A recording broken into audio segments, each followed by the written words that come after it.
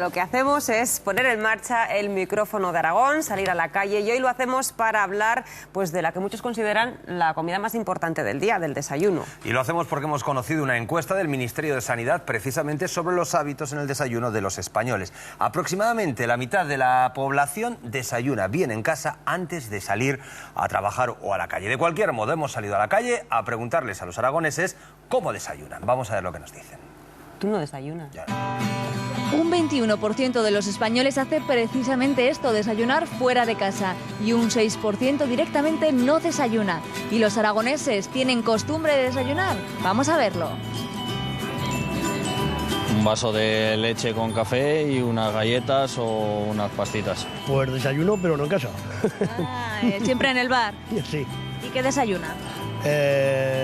Un cortado y unos churros, Eso que no falte, ¿no? por supuesto. El desayuno medio del aragonés es un café con bollería. ¿Usted qué desayuna? Yo me desayuno un café con leche con 2 magdalenas. 2 magdalenas. ¿Y nunca lo varía? No. Leche y galletas.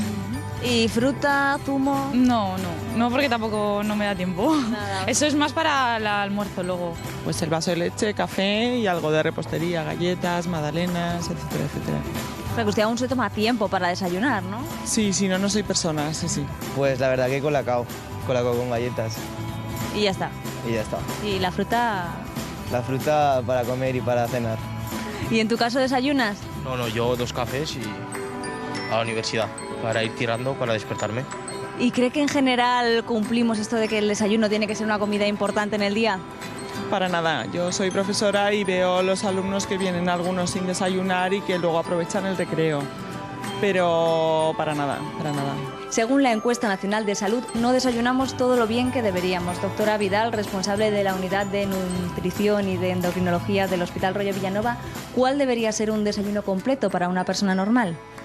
Bien, en un principio comentar que el desayuno tiene mucha importancia en todas las edades de la vida, pero en particular en las edades en crecimiento y con aprendizaje.